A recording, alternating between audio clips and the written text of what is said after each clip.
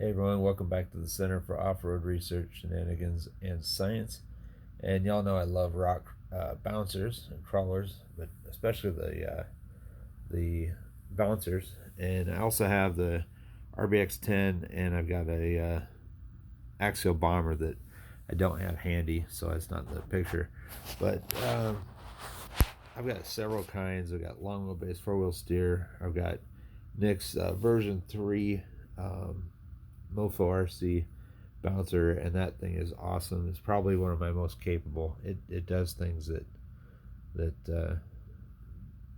well, it does things very easily that look like they're difficult, and with the shorter wheelbase than the red one next to it. Also, on some previous videos in the past week, you've also seen my E1 and my version 4. Well, this is the version 4 bouncer, and what's happened to it is the test mule suspension has come back out of this, and I'll show you what it's gone back into next.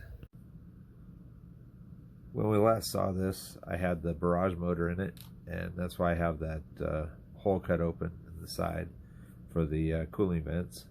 But I have decided to go in a different direction and not put the barrage back into it. In fact, I've gone a completely different direction with it.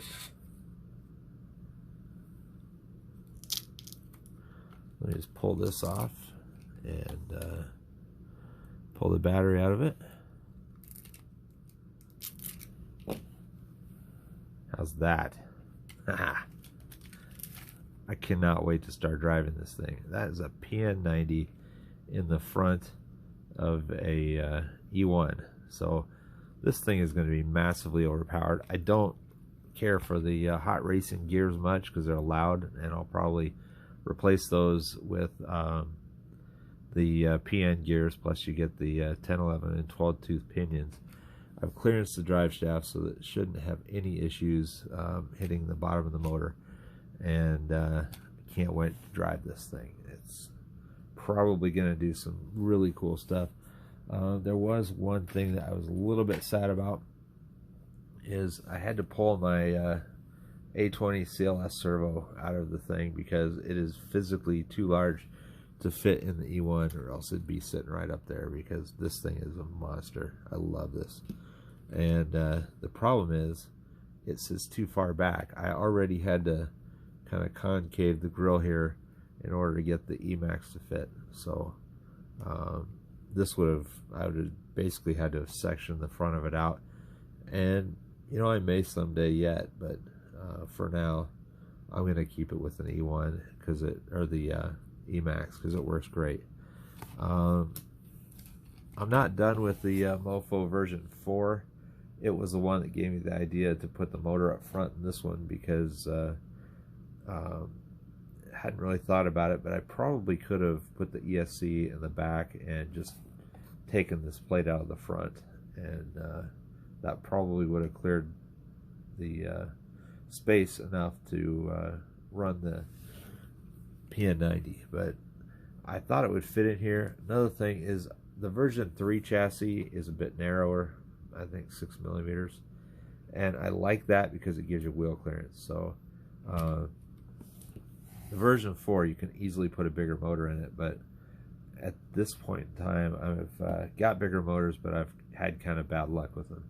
So I'm going with simple stuff for now, stuff that's easily affordable as well, and anybody could do this. If you have a Dremel tool, you could do this. Throw a big PN90 in there with the PN motor mount. It works great. Another thing I discovered: if you flip the center skid plate, you have to reverse the polarity on the motor.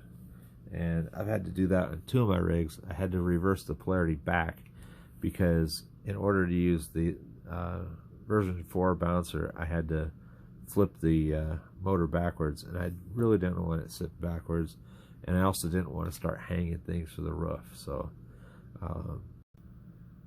I'm going to take it over and give it a test run for the first time, and you guys get to come with me on this one. I don't know if it's going to be good or bad, but I know it'll be noisy with these gears, but let's go give it a shot.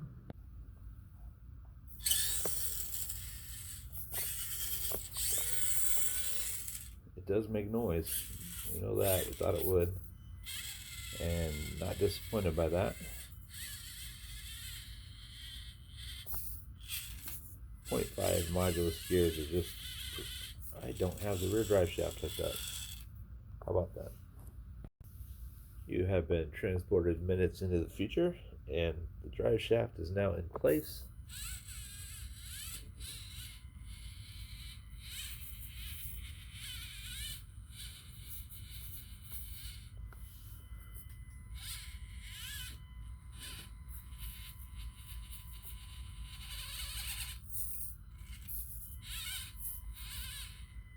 Looks like it's doing really well.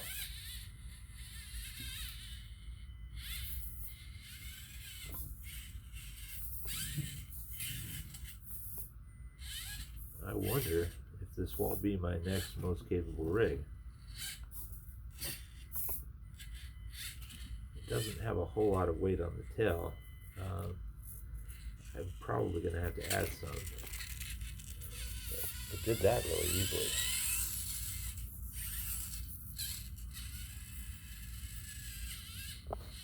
Try the box canyon.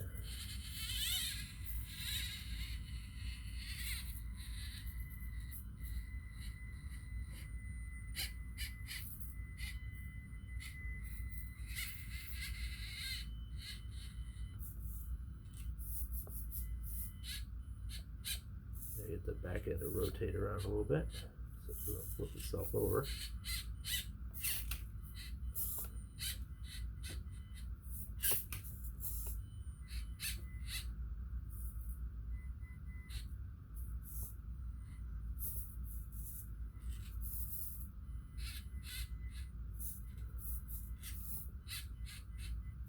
Well, this is more difficult than I thought, just getting it to turn.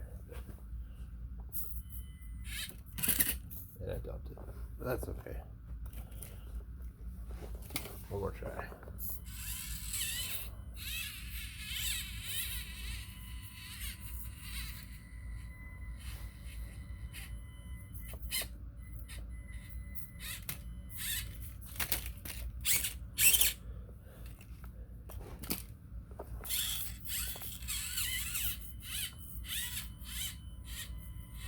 I really don't like how it sounds. It sounds terrible.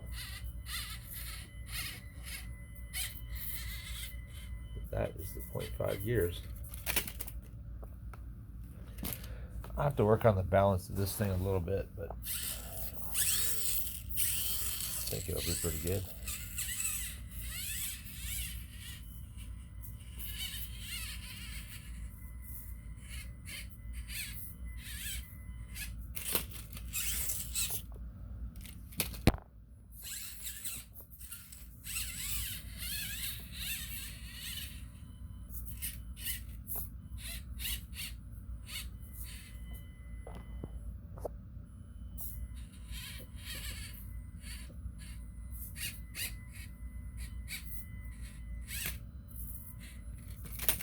Wow. This might work better as a long wheelbase car too. Here's a trick that I like. When you get your hot racing steering components, suppose you're going to upgrade from the stock plastic steering links, one thing you can do, and this is an awesome thing I think, is take these ball joints out, and it's really cool. Like if you do a lot of testing and things like that, save them, because what you can do is instead of having to put screws through these and all that business, put that in the end of your link for your upper suspension here, and it's much easier to put it together because it's an actual metal ball joint and it can screw right in. You don't lose any screws. It's easy to come on and off, and I think it looks cool too. To me, it seems better than a screw through a plastic little bead. I mean, they're built a little cheap. I know Mofo RC offers some brass ones, and I may, those little ball joints, I may invest in a set just to try them out. But these work great for this upper connection here. I've swapped out the links now for the long wheelbase E1. And one of the things I've noticed is if you're going to do an E1 with a long wheelbase, you pretty much, there's a section of 9 points here that you can select to mount your upper shock, and pretty much you have to go with the one that's farthest back. Otherwise you won't get the full compression on your struts. The other thing is on my E1, let me turn the light on, see if I can look at a little bit better at this shape here. But you'll notice that it goes up, over, and then back down here. And I actually cut that out. That was not how it was when it was printed. The reason I did that is because the rear links would hit the bottom of the chassis if I hadn't done that. So it was the only way to still get full compression on it, is to kind of encroach up into that area a little bit. But hopefully it'll be a little bit better on the rock course. And this is why we test. I don't know if it's going to be good or not when I first try it. So this is the testing day.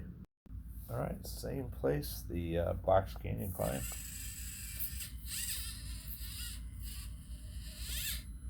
And like I said, I have no idea if this is going to work out well or not.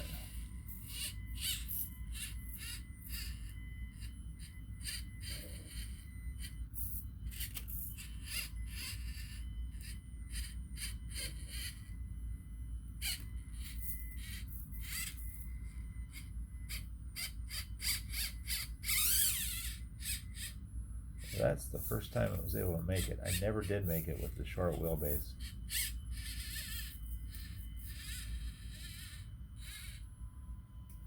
It's a pretty cool stretch there.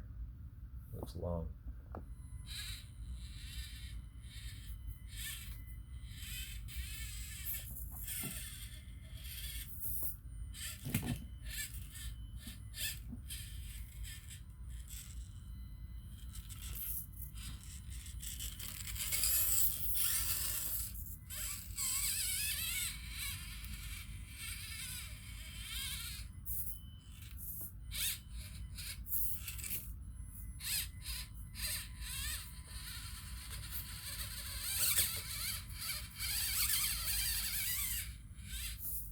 So this is a spot where I can have some issues because chassis clearance.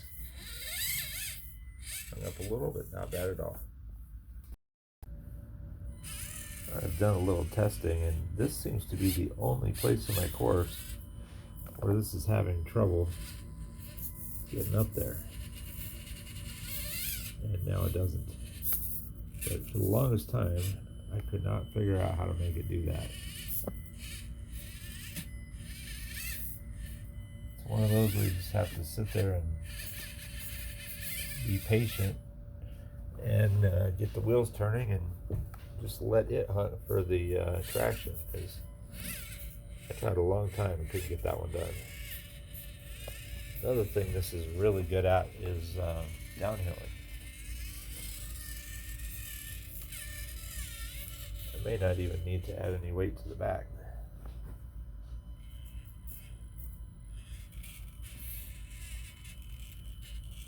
See if I can get it to tip over here. Nope.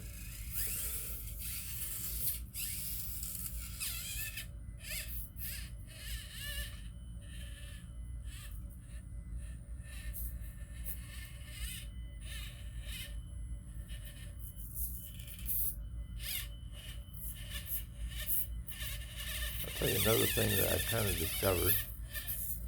I'll show you this here in a second. If you run one kinetic shock on the back right, that will let that one wheel reach down and grab for traction if you're high sided on a peak.